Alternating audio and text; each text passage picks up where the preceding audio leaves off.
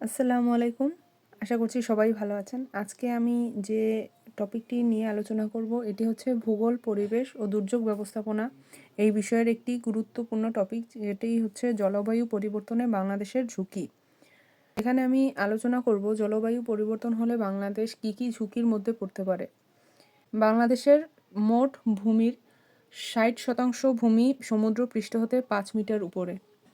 HCCRR, that is Hadley centre for climate prediction and research এর estimation অনুযায়ী এখানে বলা হয়েছে যে 2080 সাল নাগাদ এই সমুদ্রপৃষ্ঠের উচ্চতা 40 সেন্টিমিটার বাড়বে, যেটা খুবই ভয়াবহ একটা ব্যাপার।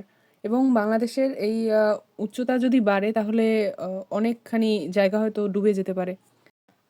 জেনারেল সার্কুলেশন মডেল GCM এর প্রাক্কলন অনুযায়ী 2100 সালে বাংলাদেশের তাপমাত্রা 3 ডিগ্রি সেলসিয়াস এবং বৃষ্টিপাত 9.7% বাড়বে। ওয়ার্ল্ড ব্যাংক বলেছে প্রতি 3 থেকে 5 বছরে বাংলাদেশের 2/3 বন্যাপ্লাবিত হবে। ঘূর্ণিঝড় ও বন্যা মোকাবেলায় 2050 সাল নাগাদ বাংলাদেশে বিনিয়োগ হবে $5,516 million. IPCC means inter governmental panel on climate change এর এস্টিমেশন অনুযায়ী 2050 সালে বাংলাদেশে মোট ভূমির 17% বিলীন হবে এবং খাদ্য উৎপাদনের 30% হারিয়ে যাবে।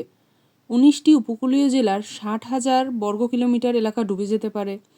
4 কোটি মানুষ লবণাক্ততার ঝুঁকিতে পড়বে এবং 2100 সালে 1/3 এলাকা ডুবে যাবে। বিশ্বব্যাংকের 5টি ঝুঁকি, যেগুলো হচ্ছে মরুকরণ, বন্যা, ঝড়, সমুদ্রপৃষ্ঠের উচ্চতা বৃদ্ধি, কৃষিক্ষেত্রে অনিশ্চয়তা। এই 5টি ঝুঁকির মধ্যে বাংলাদেশ বন্যায় শীর্ষ এবং ঝড়ের ক্ষেত্রে দ্বিতীয়তে বাংলাদেশ। সমুদ্রপৃষ্ঠের উচ্চতা বৃদ্ধিতে শীর্ষ দেশ হচ্ছে ভিয়েতনাম এবং 10ম শীর্ষ দেশ হচ্ছে বাংলাদেশ।